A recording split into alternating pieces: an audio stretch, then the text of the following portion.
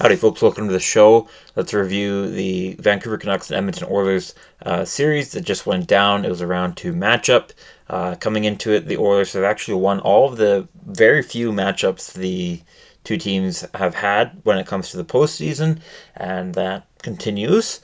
It's one of the reasons I'm having a much better week.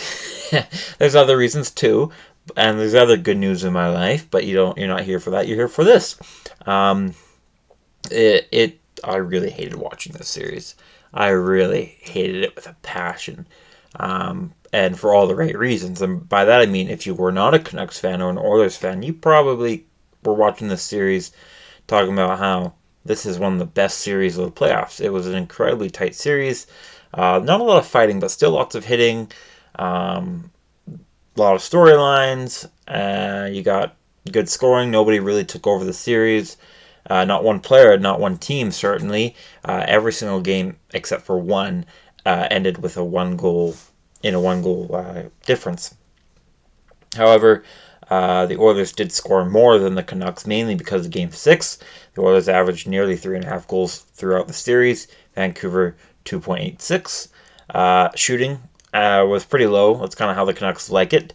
As you can see through the first 7 games, it was Vancouver usually did better when shooting was low, but though the Oilers did manage to take over in a couple games, and even though it didn't mean a victory, because sometimes Sheilov decided he wanted to win that day, and sometimes that happens. The Oilers ended up averaging 29 shots a game compared to Vancouver's very abysmal 21.3, but fortunately the Canucks are very good at converting on their chances. The Oilers goaltenders, well, Picard actually had a good couple showings. Skinner not so much, but let's get into that. So Game 1 in Vancouver ends in a Vancouver victory, 5-4. Shots were low, but in favor of the Canucks, 24-18. It's one of only 2 games during the series where Vancouver would outshoot Edmonton. Game 2, Edmonton would respond in kind, winning in overtime 4-3, outshooting the Canucks 31-19. And then they go back to Edmonton, where Vancouver would take the lead for the second time, winning by 1 goal, 4-3, despite being outshot by 4 times as much as I think I said that right. 4 times. Game 4, no team is allowed to win back-to-back games yet. So the Oilers win the second match in Edmonton 3-2. Shots 30-21 for the Oilers. Both fans were very loud, as in both Vancouver and Edmonton were both very loud. They were both very much a part of the series and a part of helping their team's mentality. Both teams chanted their opposing goalies' names, but I think kind of what I mentioned with Talbot, it was so overdone. I think the goalies at some point didn't even care. It didn't affect them. By the end of the series, it's just like, yeah, okay, so what? You did that anyways. There was even a point where the Oilers were winning 3-0 in Game 7, and the fans were still chanting Skin, or like, he's at a shutout at this point. I mean, nobody said shutout. Well, one person did say shutout, and that obviously cost us a goal, and which turned momentum, but whatever. Oilers won that game. So anyways, Game 5, like I said, nobody's allowed to win back-to-back games yet. The Canucks win at home 3-2 and outshoot the Oilers 35-23. I'm very upset with Now Black at this point. If you watched my Game 5 review, not as many people did because it's a much longer one. It's a half-an-hour one, but I was very sarcastic, very upset with how the Oilers played that game. Picard came in for Game 4 and 5. He won Game 4, lost Game 5 by no fault of his own. He made 32 saves during that. Then the Oilers, with season on the line, series 3-2 for the Canucks, decided to go with Skinner.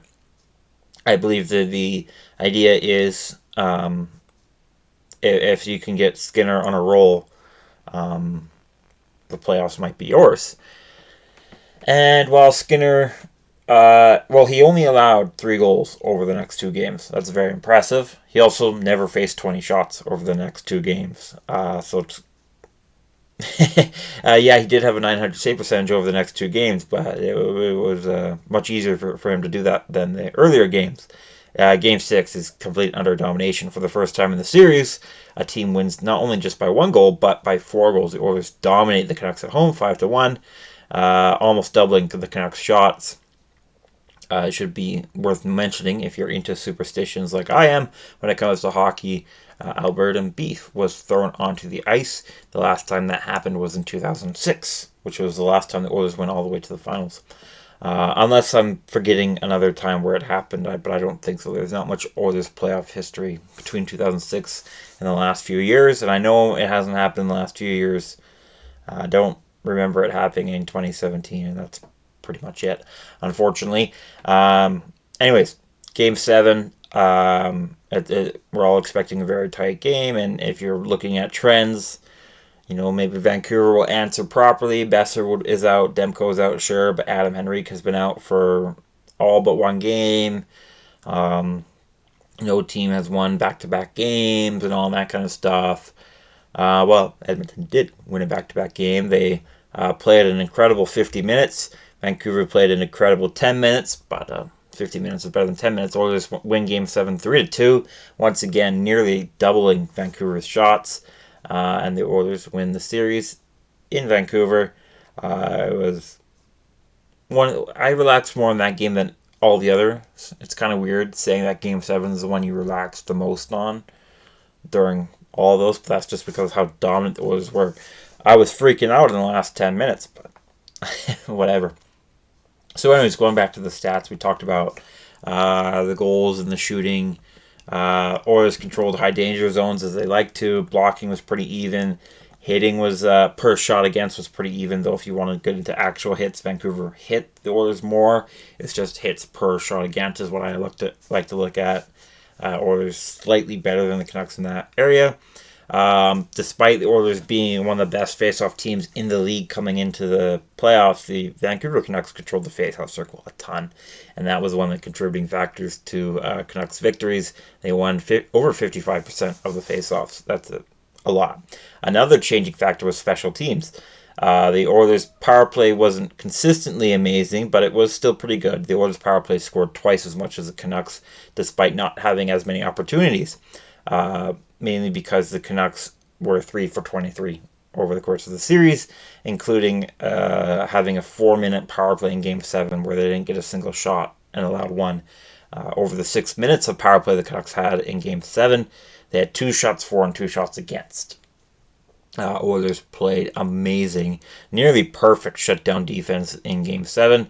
This is a very different Oilers team going into the conference final than they were 2 years ago.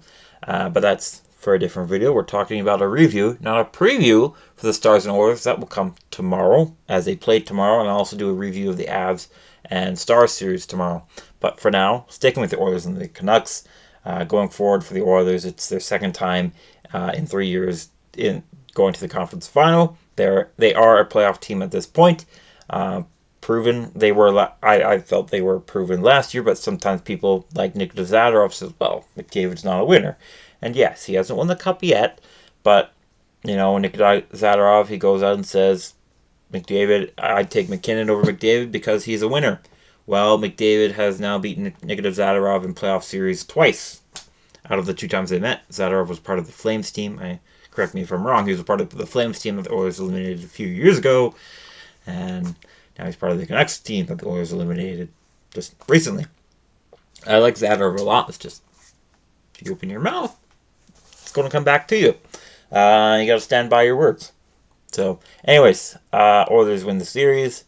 Very elated by that. I'm much more calm because I like the Stars. I'm not holding all the baggage that some other Oilers fans have when the Stars and the Oilers met in pretty much every playoff series in the late 90s, early 2000s when the Stars won most of the time. So I'm not carrying that baggage, so I don't mind if the Stars win. Obviously, I'd very much prefer the Oilers to go on and win it all, but I can handle losing to the Stars. I can handle Rangers, even the Panthers winning it all. It would have been a different story with the Canucks because I was very upset when they keep saying, "Hey, bring the cup home," but it's like, if Vancouver wins, it's going to be home for a week. You're going to have your parade, and 4 players will get it, and then it's gone off to Europe and the U.S. Vegas is a more Canadian team than the Canucks in many ways.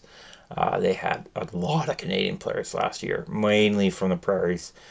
Most of the Oilers are actually from Ontario. But whatever, we'll forgive them. They're Alberta now. Anyways, yeah, a really good series. Unfortunately for me and my heart, I would have really appreciated to relax during the series. But it was a really good series, and the Canucks fought really hard, and respect should be put on them and their name, which is something Tocchet mentioned, because the Canucks proved everybody wrong. They're not spiraling towards a major rebuild. They are a competitive team, and they have been steered that way. Today, Tocchet was announced to be the winner of the Jack Adams Trophy, awarded to the best coach in the league. Deservedly, he was my personal pick. Not that I'm officially voting, but whatever.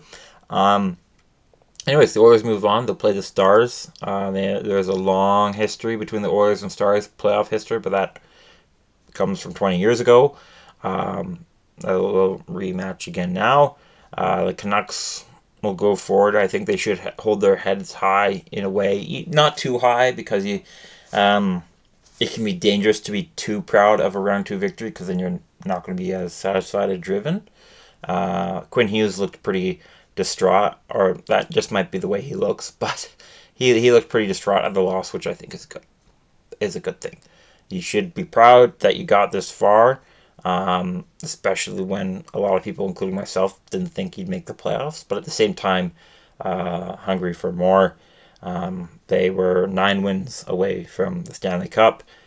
2 rounds sounds like a lot, but when you say the Canucks were only 9 wins away from the Stanley Cup playoffs, that's not a lot. The Oilers are now only 8 wins away.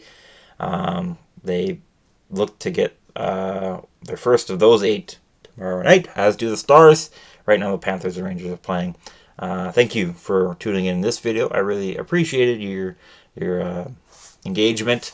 Hope you further engage me in my channel by subscribing, turn on notifications, liking the video, and I'd love to hear your thoughts down in the comment section below about this series or whatnot. And I hope to see you in my other videos. Thanks again, and I'll see you later.